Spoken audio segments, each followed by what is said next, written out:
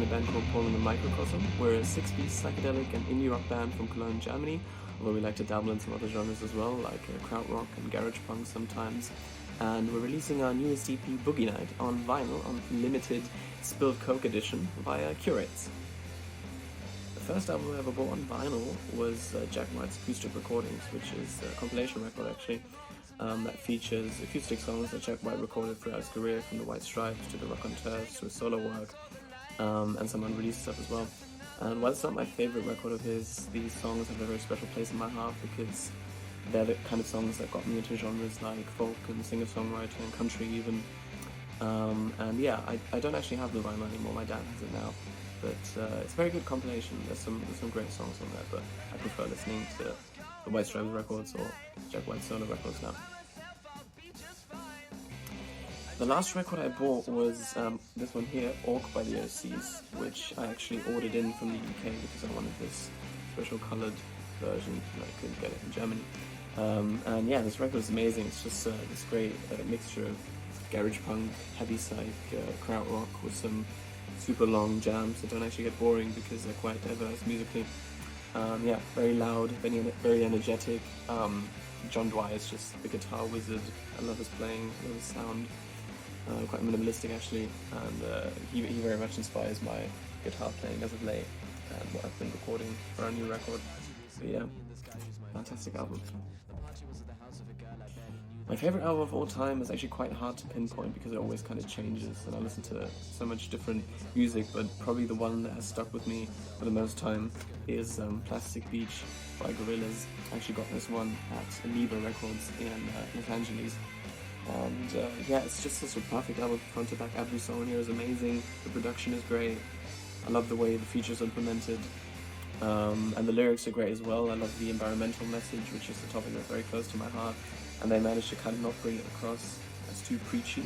It's quite emotional, quite relatable, and yeah, obviously the whole Gorillaz lore is really interesting. I'm not really all that caught up on it, but it's great, and the artwork is amazing as well. So yeah, definitely my favourite Gorillaz album, and probably my favourite album of all time. Can't really talk that much about the artwork of our EP because my girlfriend did it and I didn't really have a hand in making it, which I always like when it comes to artwork. But I did send her this King Cruel album, Man Alive, this cover, as kind of a reference because I like the way that the colours are used. I like the sort of paint that was used for this cover.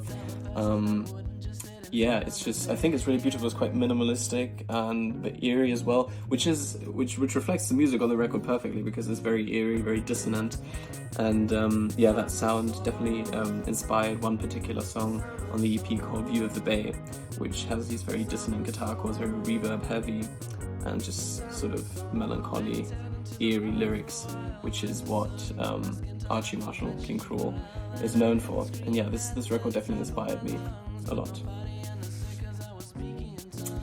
Another record that inspired the Boogienite EP was this one right here, King Gizzard and the Lizard Wizard, Gumboot Soup, which is one of my favourite of theirs, very underrated, and it's basically like a collection of different musical ideas. Like you have one song that goes kind of in a sludge metal direction, and then another one that's more indie pop and neo-psych and more acoustic, and I like the idea of just throwing together all these musical ideas and making it work, and that's what I kind of wanted to try for the EP, just putting all of my influences together. So you have one song that's kind of punky, and the other one's very Radiohead inspired, and another one's just an acoustic ballad, and I just tried to kind of flow them all into each other in a way that makes it work. I don't know if I succeeded, but King Gizzard definitely did. So yeah, great, diverse sounding record. Give it a listen. My favourite record store probably has to be my local record store right here in Cologne called Underdog Records, which they just always have everything that I'm looking for. They're incredibly nice, always help you out, pre-order stuff for you. Yeah, just great energy, super organized, which I think is very important for a record store. And yeah, I pretty much just go there all the time. I don't have the need to go to any other record store because they have everything that I'm always looking for. Which is great. Sometimes I order stuff online if I can't find it in Germany, but if it's available in Germany, they'll have it. So, great store, definitely visit it if you're in Cologne. Otherwise, I'd probably go with Amoeba Records in Los Angeles, but Underdog is my top one. I wanted to press our EP on vinyl because, well, I'm not really an audiophile person, but I just like the experience of listening to a record on vinyl. I think it's kind of like an event. You sit down, you put the record on, and then you just listen to it without doing anything else. And you don't really get that with digital music streaming, I think. Plus you have that, you know, big artwork, so you kind of actually have a piece of art in your hand, and it's just not just a file on your laptop.